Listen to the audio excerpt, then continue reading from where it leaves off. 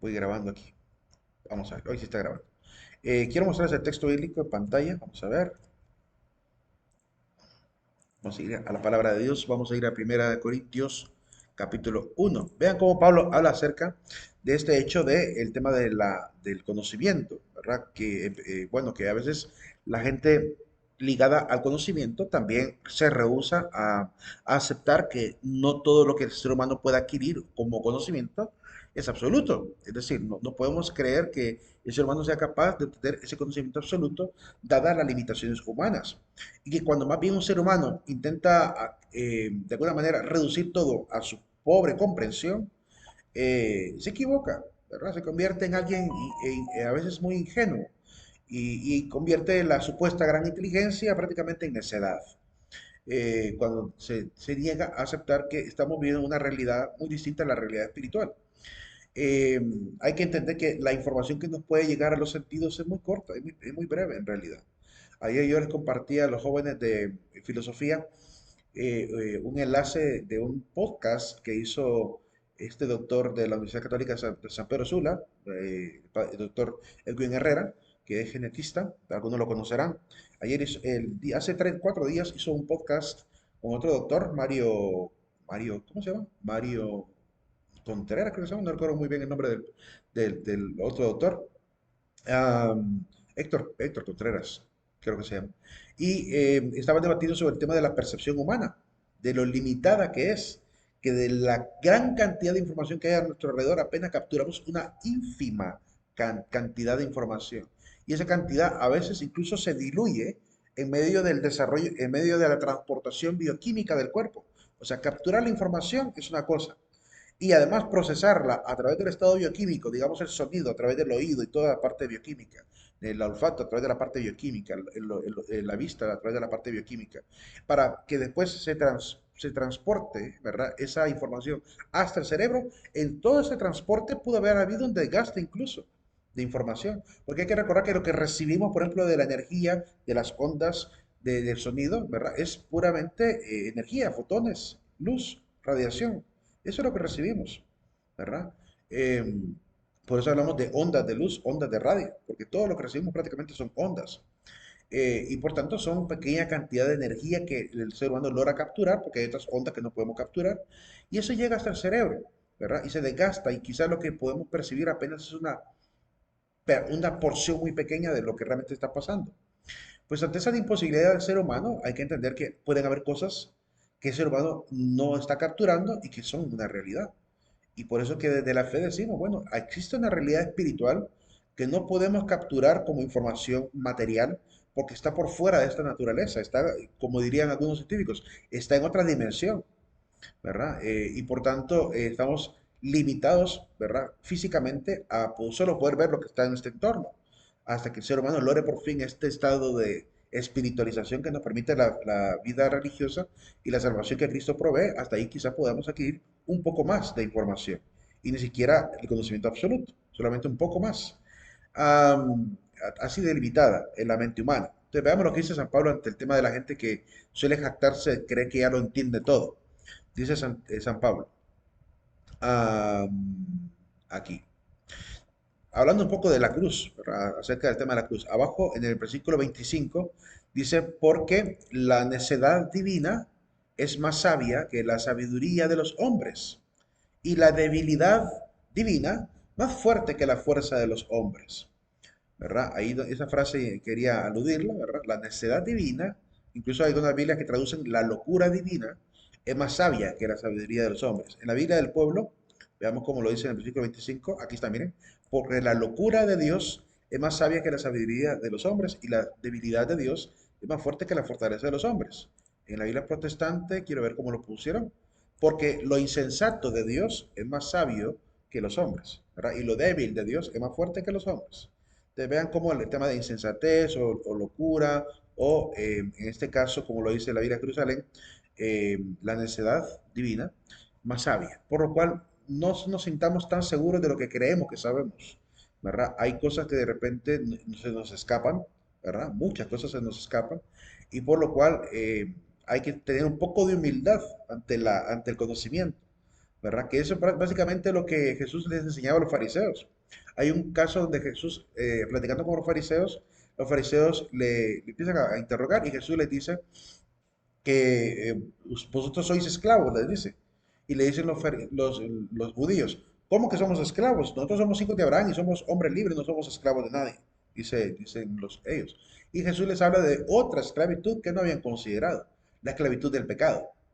O sea, ante la materialidad y naturaleza del judío, quería que esclavitud solamente se limitaba a la parte física, locomoción, pero se le olvidaba la esclavitud de la voluntad, la esclavitud que el pecado puede hacer sobre la voluntad. Una esclavitud tremenda, ¿verdad? Que te puede dejar prácticamente perdiendo todo lo que Dios quiere para ti. Entonces Jesús habla de otra esclavitud espiritual. Y ahí seguramente habrán entendido, ah, cierto, existe otro tipo de esclavitud, ¿verdad? No habían considerado esa otra situación, ¿verdad? Solamente pensaban en función de lo político y se olvidaban lo que tenía que ver en función de lo espiritual. Entonces, hay cosas así que Jesús poco a poco va revelando y que en aquel momento, los seres humanos en aquel momento ni siquiera habían considerado. No existía en el conocimiento de ellos esa comprensión de que pues, se podía llegar a la esclavitud también por el pecado. Am, y eso es básicamente el camino de la fe, que poco a poco Dios va revelando todo eso y nos va haciendo crecer. Pues hemos tenido cierto conocimiento que Dios nos ha dado a través de la palabra y algunas intuiciones también que la iglesia en su interpretación y teológica y magisterial también ha llegado a tener, por lo cual el mensaje a la humanidad es que tengamos prudencia de no jactarnos de creer que sabemos todo, jactarnos de que ya la existencia es solo lo material que vemos porque si no, podemos quedar al final, pues prácticamente como hemos dicho al inicio, como tontos, ¿verdad? Creyendo que solo lo que veíamos era la única realidad. Vean cómo, por ejemplo, incluso la misma ciencia nos da prueba de que eso es así, de que realmente hay cosas que están ocultas en la mente humana y que poco a poco se van descubriendo. Nadie, por ejemplo, pensaba en los dinosaurios hace mucho tiempo. O sea, los hombres de la Edad Media nunca hablaron de dinosaurios. El hombre contemporáneo logró encontrar algunas pruebas y empezamos a hablar de eso. Nadie nunca había hablado de ¿cómo se llama? De los osos de agua o ¿cómo se le llaman a estos osos? Se le llama, se me escapa el nombre. Los osos de agua son unos pequeños animalitos microscópicos que casi nadie puede ver. De hecho, nadie puede ver. Solo se pueden ver a través del microscopio. Y están ahí, ¿verdad? Nadie hablaba de ellos. Y ahí está esa realidad, ¿verdad? Constantemente, por todos lados. Entonces, hay cosas así de que a veces no las conocemos, ¿verdad? Y por tanto permanecemos ignorantes de ellas. Pues imagínense cuánto más puede haber fuera de incluso del universo. Porque cuando pensamos en el universo, nos imaginamos una burbuja de materia que inflacionó, ¿verdad? Ahora la pregunta es, ¿y por fuera del universo qué hay? Afuera de de ese vacío cuántico, ¿qué hay? Ahí donde realmente la mente humana puede llegar a intuir que hay más, que hay otras cosas que no hemos comprendido todavía y que seguramente están por ahí. Y quizá por eso a veces vivimos fenómenos que son inexplicables, como la curación de las personas y estos milagros que vemos en la iglesia cristiana. Eh, Milagros constantes, milagros que vienen de parte de la providencia de Dios y que poco a poco el hombre, si hace un repaso a su vida, se va dando cuenta de esa providencia de Dios en su vida. Esa es la fe. Así poco a poco el hombre se va dando cuenta de cierto conocimiento en virtud de lo que la fe también le hace acceder. Dios no puede mentir, ni la más grande dificultad hace tambalear a la fe. Los hombres y mujeres de verdadera fe pueden incluso ser capaces de hasta ofrendar la vida por la fe, como pasó en los primeros siglos de la cristiandad, donde prefirieron morir antes de renunciar a la fe en Cristo. ¿Y por qué? ¿Por qué no renunciaban? Porque para ellos era algo completamente real y nadie los podía convencer de lo contrario.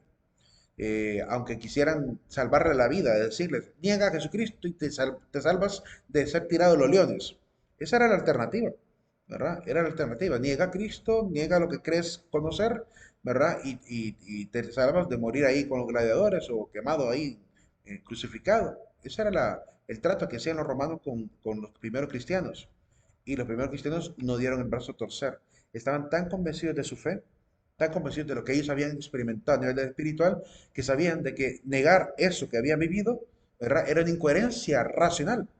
Porque si yo, mi propio razonamiento, ha podido ser capaz de entender lo que la fe es capaz de lograr, entonces evidentemente si me la niego, si me voy contra ella, estoy siendo también irracional, incoherente con aquello que ya comprendí. Y eso es lo que pasa con los hombres y mujeres de fe. No podemos renunciar a la fe por más que el mundo quiera que renunciemos, porque lo que hemos degustado a la luz de la fe y lo que la misma espiritualidad nos ha permitido degustar, no lo ha dado el mundo, no nos lo da el mundo, no hay otra cosa en el mundo que se le parezca. Y por eso estamos realmente convencidos de las experiencias espirituales que hemos tenido. Y por eso permanecemos firmes, a pesar de lo que el mundo quiera decirnos. Entonces, la fe es ciega en ese sentido. En el sentido de que no, ¿cómo se llama? No va a volver a ver el mundo como realmente lo miraba con solo la materialidad. La fe, digo, realmente hablar de fe ciega a mí casi no me gusta. Más bien prefiero hablar de la fe que más bien despierta, una fe que más bien abre los ojos, una fe que más bien te muestra lo que antes no habías considerado, como cuando los judíos entendieran que había esclavitud del pecado. Así, una fe que te va revelando cosas que te despiertan. Así que fe ciega en el sentido de que aceptamos incluso aquello que no comprendemos, ¿ok? Hasta ahí. Pero no es ciega porque totalmente, porque hay cosas que se nos dan a conocer a través de la fe que más bien nos despiertan y nos abren los ojos y nos permiten obviamente ver otras realidades de tipo espiritual también. Ahora bien, la cuarta característica es que la fe trata de comprender, como María. ¿Y cómo va a ser eso? Que yo voy a ser madre, ¿verdad? Esa actitud, ¿verdad? O como Job, un hombre de fe también. Pero Señor, ¿por qué me pasó todo esto a mí? ¿Verdad? Quería entender el por qué ocurría lo que ocurría. El querer entender, el querer preguntar al Señor sobre las cosas que vivimos no está mal. Es decir, es un acto natural del hombre. El hombre quiere conocer la verdad. Y Dios quiere que el hombre también conozca la verdad. Eso está más bien dicho incluso por la palabra. Dios quiere que todos los hombres se salven y lleguen al conocimiento de la verdad, dicho por San Pablo. Eh, por lo cual, ese es el deseo de Dios también, ¿verdad?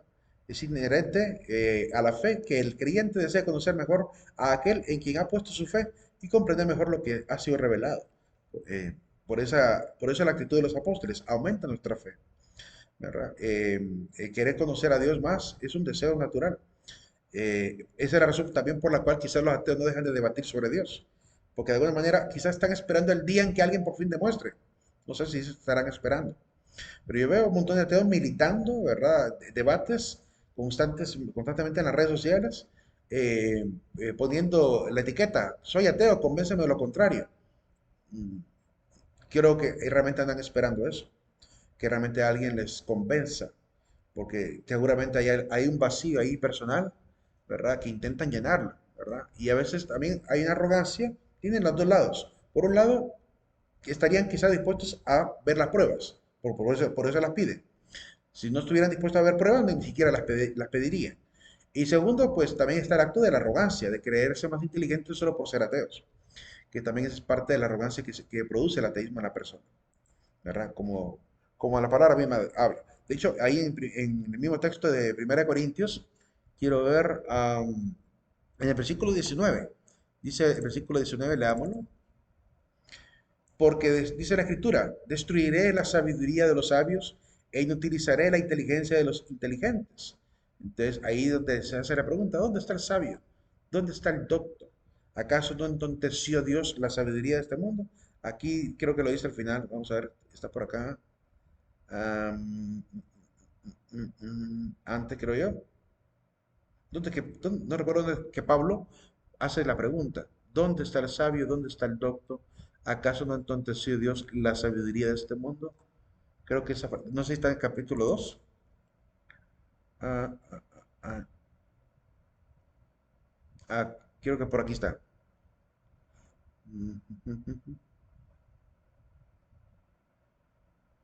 Porque ¿quién conoció la mente de Dios para instruirle? Olvidé por completo dónde está ese fragmento donde Pablo habla de que la sabiduría de este mundo ha quedado prácticamente entontecida. Em, ok, no recuerdo exactamente dónde está. Recuerdo haberlo visto en 1 Corintios. Eso sí lo recuerdo.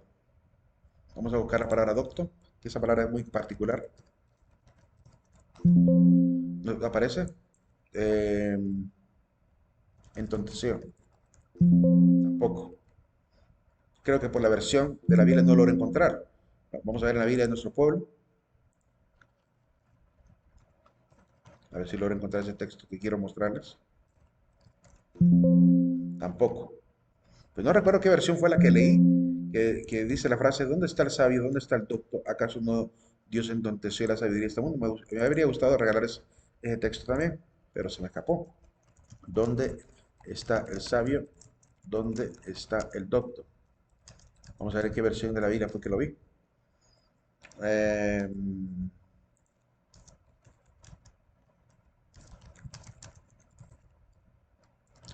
Vamos a ver, así rápidamente. Primera de Corintios capítulo 1, versículo 20. Ahí está. Vamos a ver. Primera de Corintios capítulo 1. Lo estaba buscando aquí en internet para ver si lo encontraba más rápido. Primera de Corintios capítulo 1, versículo 20. ¿Dónde estábamos? Aquí está. ¿Ve? ¿Dónde está el sabio? ¿Dónde está el hombre culto? O el docto había leído en otras Biblias. ¿Dónde el razonador sutil de este mundo? ¿Acaso Dios no ha demostrado que la sabiduría del mundo es una necedad? En efecto, ya que el mundo con su sabiduría no conoció a Dios en las obras que manifiestan su sabiduría, Dios quiso salvar a los que creen por la locura de la predicación. De vean qué importante, cómo es que el hombre puede adquirir realmente ese conocimiento de Dios. Aquí lo dice, a través de las obras que manifiestan su sabiduría. El universo mismo nos está constantemente comunicando a Dios, pero a veces como que la inteligencia mm, corre de nosotros, ¿verdad? Y nos cuesta entender la sutilidad de este mundo, la perfección del mundo mismo. Que la misma ciencia va demostrando, la misma ciencia va demostrando la, la particularidad tan sutil, tan bien planificada de alguna manera, tan inteligente de cómo se comporta toda la materia, desde la más simple partícula hasta el más complejo animal o ser de este mundo.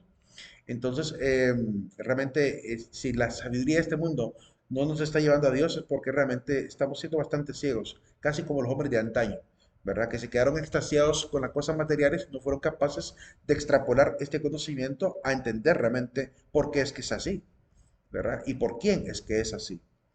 Los cristianos creemos muchas cosas importantes, pero especialmente creemos en lo siguiente, que Dios es Padre, que creemos en un Dios Hijo, creemos en Dios Espíritu Santo, creemos en la Iglesia como una comunidad y cuerpo místico de Cristo, con María, los apóstoles y demás santos de toda la historia de la salvación antes de Cristo y después de Cristo, ¿verdad? En la esfera de la vida eterna. Entonces, este tipo de cuatro ejes fundamentales son los que también conforman los capítulos principales también, perdón, uno de los capítulos principales del Catecismo de la Iglesia Católica. De hecho, cuando miramos el catecismo, tiene cuatro partes. La primera parte es el credo, donde se habla de la lex credendi, de la ley de la fe, de la ley de la fe. Después aparece la lex celebrandi, que es la ley de la celebración. La lex celebrandi es la explicación doctrinal sobre el culto, sobre la liturgia. Después aparece la lex vivendi, que es la ley de la vida en Cristo, donde explica la moralidad, explica todo lo que tiene que ver con la parte moral. Y luego la lex orandi, que habla de la ley de la oración, donde explica qué es la oración, cuáles son los métodos de oración, qué dice la palabra acerca de la oración, ¿verdad? Que eso está explicado en la palabra. Así que quienes se toman el tiempo de leer el catecismo, les aseguro que van a adquirir muchísimo conocimiento de la fe, tremendo conocimiento. Está bastante bien estructurado y por eso se convierte en un libro fundamental para poder comprender la palabra. Porque en la Biblia es una cosa, y el catecismo lo que hace es explicarnos la Biblia. Y explicarnos también la experiencia de la iglesia, ¿verdad? En 2000 años de teología. Lo que han dicho algunos padres de la iglesia, lo que escribieron algunos padres apostólicos, aquellos que conocieron a los apóstoles.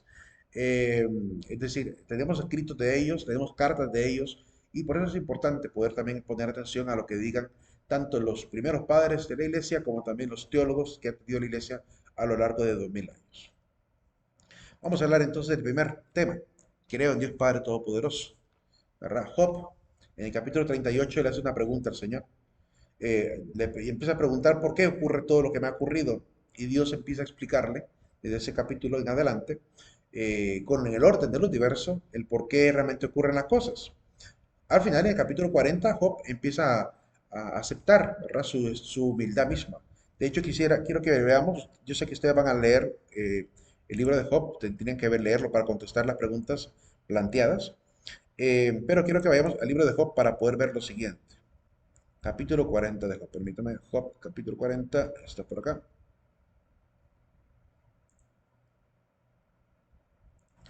Miren cómo Job se da cuenta, después de haber visto todo eso, dice, el Señor se dirigió a Job y le dijo, ¿vas a ser el que discute con el poderoso? ¿Va a replicar el que reprueba a Dios? Le pregunta el Señor. O sea, Dios después de haberle explicado todo eso, todo lo que le explicó en el capítulo 38, 39, del orden de las cosas, de los animales, del universo, ¿verdad?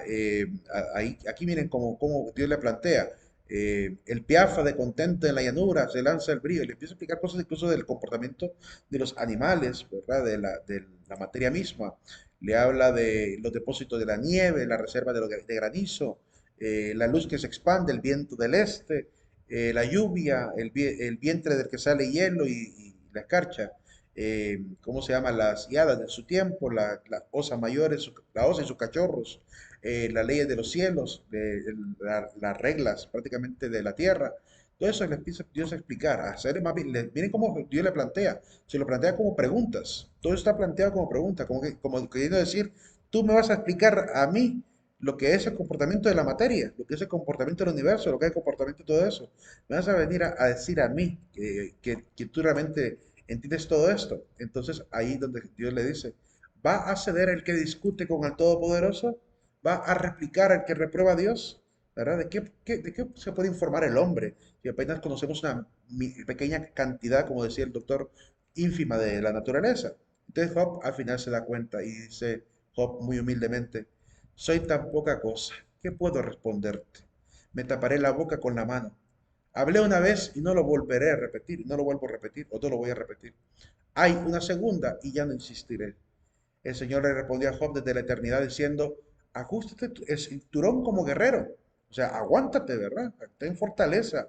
Yo te preguntaré y tú me instruirás. A ver si es cierto, ¿verdad? Ahí, ese diálogo es muy hermoso porque es un diálogo como entre amigos, donde Dios está hablándole como de tú a Job y le dice, a ver si es cierto, ¿verdad? Amárrate los pantalones a ver si es cierto, ¿verdad? Contéstame, tú me vas a instruir a mí, ¿verdad? ¿Quieres realmente anular mi sentencia y condenarme a mí para justificarte? O sea, tú te quieres lavar las manos de la situación y decir que no hay nada que decir al respecto. De alguna manera Dios le hace ver todo esto. Aquí, por ejemplo, le habla del behemoth, un animal que algunos identifican con el hipopótamo, ¿verdad? Él se alimenta de pasto como un buey, ¿verdad? Habla también del leviatán, ¿verdad? El leviatán que está en el fondo del mar. Que ¿acaso podrá alguien pescarlo con un anzuelo al leviatán? Lo meterás un junco en las narices, ¿verdad? Podrán las largas lanzas a penetrar la coraza, ¿verdad? ¿Qué hombre sería capaz de hacerle frente a un animal semejante? Entonces le habla de incluso de los animales obviamente legendarios, que en este caso el Behemoth, el Leviatán, por ese cualquier monstruo marino, ¿verdad? Por ese cualquier monstruo marino que tenían ese nombre. Eh, entonces ahí Job en el capítulo, creo que al final, permítame, capítulo 42, ahí donde Job, después de toda la actitud que Dios le da y le da a conocer, Job dice claramente lo siguiente. Yo sé que tú lo puedes todo y que ningún proyecto es irrealizable para ti. Sí, yo hablaba sin entender, de maravillas que me sobrepasan y que ignoro. Escúchame, déjame hablar. Yo te interrogaré y tú me instruirás. Repite la frase que Dios le dijo. Yo te conocía solo de oídas, pero ahora te han visto mis ojos. Por eso me retracto y me arrepiento en el polvo y la ceniza. El polvo y la ceniza son símbolos de penitencia en el pueblo de Israel, como diciendo, reconozco mi culpa, reconozco mi afrenta, reconozco mi insolencia, ni siquiera creer que puedo comprender las cosas o juzgar a Dios por lo que ha ocurrido. Y es lo que Job realmente entiende, ¿verdad? La pequeñez que tenemos los seres humanos ante la grandeza del universo que ha sido puesto por Dios. Entonces, al final, Dios recompensa a Job, ¿verdad? Al final reprende Dios a los amigos de Job, aquellos que habían estado acusando a Job. Dios termina reprobando su actitud de falta de fe, de falta de confianza en su providencia. Entonces, hablamos un poquito de ese texto para entender un poquito el camino, ¿verdad? Dios es todopoderoso, creador del cielo y de la tierra. Creemos en un solo Dios, ¿verdad? Desde la fe cristiana católica. Así que cuando nos acusan de idólatras, yo a veces siento que no conocen la doctrina católica. Cuando nos dicen idólatras solo por tener imágenes, realmente yo me quedo pensando, ¿sabrán realmente lo que significa idolatría? Porque pareciera que no comprenden. Para que alguien realmente sea idólatra, tendría que estar convencido de que otra estatua o un objeto es un dios. Sin embargo, no hay católico que yo haya conocido en mis 40 años de vida que crea realmente que, por ejemplo, San Antonio o Santa Teresa sean dioses. para que realmente ellos fueran idólatras de San Francisco, de cualquier santo de la iglesia, o incluso de María, para que realmente fueran idólatras, tendrían que creer que María es una diosa. Sin embargo, no hay católico en el mundo insensato que diga que María es diosa. Sabemos que María es un ser humano cualquiera, ¿verdad? Ni siquiera tan cualquiera, porque realmente es la predilecta del Padre, pero es un ser humano, ¿verdad? Y por tanto, ningún tipo de homenaje que hagamos a ella es en función de una especie de idolatría, porque realmente entendemos que no es divinidad, por lo cual no la ponemos por encima de Dios. Está en todo caso por debajo de Dios, eso sí, por encima de todos los hombres. María para nosotros está por encima de todos los hombres. ¿Por qué? Porque es la predilecta de Dios, es la llena de gracia, como el ángel la saludó, la que Jaritomene, ¿verdad? La llena de gracia. Y por tanto, a ser una mujer predilecta entre toda la historia humana, Dios escogió a una mujer en el preciso momento más oportuno, como dice Pablo, en el kairos de los tiempos. En el tiempo oportuno, Dios hizo cumplir su voluntad de que su hijo naciera. ¿Por qué no lo hizo en el año 3000 o año 5000? Porque en toda la historia Dios sabe perfectamente que no encontraría una mujer más grande que María. Si hubiese una mujer más grande en el futuro que María, Dios habría esperado al año 3000 o 4000. Sin embargo, escogió una mujer del primer siglo de la era cristiana para que fuera la madre del Señor. No iba a encontrar otra mujer, ni en el pasado ni en el futuro. María sería la única mujer adecuada para ser la madre del Verbo encarnado. Por esa grandeza de la humanidad de María es que la exaltamos. Como exaltamos a los grandes héroes y personajes de la humanidad, a los grandes científicos, pero aún más que los científicos, aún más que los héroes, por esa situación de ser ella la predilecta del Padre.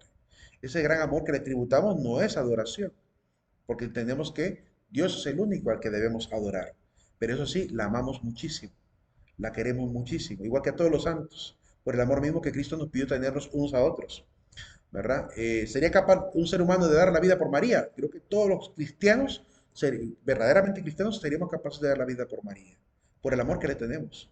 Porque Cristo habló de que el amor más grande es dar la vida por los amigos, pues seríamos capaces de dar la vida por María. ¿Quién no daría la vida por la Madre del Señor? Solamente aquel que no ame al Señor. Eh, y por ese motivo, por el amor que tenemos a Cristo, le tenemos un gran respeto, le rendimos gran homenaje por encima de los seres humanos, pero por debajo de Dios, claramente, porque Dios es el único, el que merece el más grande homenaje. Eso lo tenemos bien claro en la fe, se enseña incluso en la doctrina, está clarificado en el mismo catecismo. Así que quien se pierde y se extravía acusando a la iglesia de idólatra no comprende realmente la doctrina, no la ha leído, ni sabe ni entiende el corazón de los cristianos católicos. Es un juicio surgido de la ignorancia de la fe cristiana católica, de la doctrina también y de la enseñanza de la iglesia. Creemos en Dios, sabemos que en el texto de Éxodo dice, escucha Yahvé, Shema Israel, ¿verdad? Adonai, Adonai, ¿cómo es? Shema Israel, Adonai Elohim, Adonai Echad. Dice, escucha Israel, el Señor es vuestro Señor, Dios es vuestro Señor, el Señor es uno, el Señor es único. Amarás al Señor con todo tu corazón, con toda tu alma y con toda tu fuerza. Y eso se convierte para nosotros en el primer gran mandamiento de la ley de Dios, que aparece nuevamente enumerado en el capítulo 6 de Deuteronomio. Creemos que Dios es el Dios vivo, no es un Dios oculto en objetos, no es un Dios oculto en templos, es un Dios que es Señor del universo. ¿Verdad? Es el dueño de toda la creación. Fiel a sus promesas, Dios también ha querido comunicarse con el hombre y dar a conocer realmente su voluntad y darse a conocer a sí mismo, declarándose como el único Dios verdadero. Dios reveló a los seres humanos un nombre, ¿verdad? Un nombre para que pudiera, en el caso de Moisés, lograr que el pueblo identificara realmente a Dios. Moisés le hace la pregunta, si voy a tu pueblo y le digo, vengo de parte de vuestro Dios, y si me preguntan, ¿de parte de qué Dios? ¿Qué nombre le doy? Y entonces Dios le da un nombre a Moisés y le dice, diles que yo soy el que soy, el Dios de vuestros padres, el Dios de Isaac, de Abraham, Isaac y Jacob, me ha enviado a ustedes. Diles que yo soy, me ha enviado. Entonces así la gente de Israel podría identificar que Moisés venía como verdadero profeta del Altísimo. Dios tiene un nombre, se pone un nombre para que sirva de identidad ante el pueblo, ¿verdad? No es una fuerza anónima, no es un ser impersonal, es un ser personal, es un ser que quiere entrar en contacto con el hombre, comunicar su nombre y darse a conocer a los seres humanos, ¿verdad? Y en cierta manera es comunicarse a sí mismo, haciéndose accesible a los seres humanos. El pueblo de Israel, por mucho respeto que tuvo a Dios, el santo temor, prefirió guardar ese nombre, ¿verdad? Dejarlo como un nombre impronunciable, al parecer solamente los sumos sacerdotes podían usar el nombre de Dios para evitar caer o incurrir en falta también con el segundo mandamiento. No tomarás el santo nombre de Dios en vano. Y por ese motivo prefirieron referirse a Dios con otros nombres que intentaban ocultar quizá la manera correcta de pronunciar aquel nombre, como la palabra Hashem. La palabra Hashem que utilizan, que significaría literalmente el nombre, lo utilizaban para referirse, ¿verdad? Hashem te bendiga, ¿verdad? Hashem te proteja. Entonces, utilizaban el Hashem para referirse a ese nombre, ¿verdad? A esas cuatro letras que están en el alefato hebreo y que pues tienen un significado particular. El nombre que Dios revela es este nombre, ¿verdad? Una Yod, una Hei, una Vau y una Hei, que la mayoría de eruditos ha llegado a la conclusión que la manera más correcta de pronunciarlo sería Yahvé. ¿Por qué no Jehová? ¿Por qué no Yahoví? ¿Por qué no Jehová? Como muchas veces se ha cambiado a lo largo de la historia. Porque la misma forma histórica del nombre tiene algunas pistas también en la misma palabra. Por ejemplo, hay una palabra que constantemente utilizamos en la iglesia y que también tiene guardado el nombre de Dios. Y ahí está una parte, por lo menos la primera sílaba, de cómo se debe pronunciar el nombre de Dios. Ya les diré a qué palabra me refiero. El nombre de Dios fue revelado a Moisés a través del Sinaí, en el momento en que están en el monte. Dios le da a conocer este nombre, esas cuatro letras, Yod, la Hei, la Bau y la Hei. Recuerden que el hebreo se escribe de derecha a izquierda. A una vez me preguntaron, como yo comparto en TikTok los nombres en hebreo, me preguntaron que por qué se escribe de derecha a izquierda, cuál es la explicación histórica de ello. Es muy simple, porque normalmente los seres humanos cuando tallaban la escritura en piedra necesitaban poder golpear con cinceles, ¿verdad? Cada una de las letras. Entonces sería muy complicado estar golpeando una letra aquí, una letra acá, una letra acá y no poder ver lo que estamos de repente escribiendo porque tapa el martillo del mazo. Entonces por eso comenzaban primero por la derecha para poder ir haciendo cada una de las letras. Esa es la razón por la cual se escribe de esta manera. Ahí nos vamos a quedar por el día de hoy, el día de mañana, no, el día, quiero ver, hoy es jueves, ¿verdad? El día lunes vamos a poder ver el resto de información. Ah, no, en todo caso, tenemos el examen el lunes también, ¿verdad? Así que pasen un excelente fin de semana, chicos. Y no se olviden de colocar su asistencia en la plataforma de Moodle. El examen es hasta los 9 fetiches, licenciado. Hasta ahí. Sí. Ok, Ok. nos vemos. Vemos. Bueno, tenga buen día. Buen día. Lick, buen día, Buen día. disculpe. Sí. Es que fíjese que entré un poquito tarde y no logré colocarme la primera asistencia, ya que he tenido problemas con el internet desde ayer por la noche. Entonces no sé si le puedo enviar las evidencias al privado Mándamelo. o al grupo. Mándamelo siempre, sí. Mándamelo ¿Al ahí privado o al grupo? a privado, como siempre. Ah, ok, gracias. Ok. Licenciado, una consulta. Ujú. Lo de las fotos que vamos a publicar en las redes sociales con... A partir del día lunes comenzamos. Ah, bueno, está bien. Muchas gracias. Ok. Y el valor siempre de la verdad. Siempre la verdad, sí. Ok, muchas gracias. Bueno, Tenga buen día. buen día. ¿A partir de cuándo, Lick? A partir del día lunes, durante 3 semanas continuas. Ok. Bueno.